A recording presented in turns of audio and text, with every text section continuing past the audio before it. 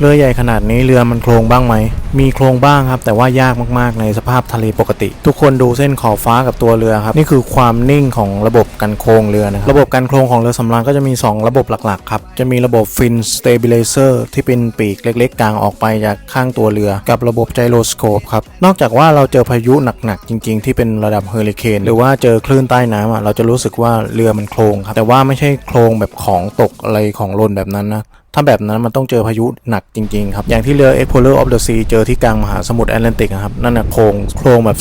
30-40 องศาเลยนั้นนะแต่ถ้าทั่วไปแค่เจอพายุฝนหรือว่าสภาพทะเลแบบนี้เหมือนอยู่บ้านเลยครับนิ่งมากดูตามเส้นขอบฟ้าได้เลยครับ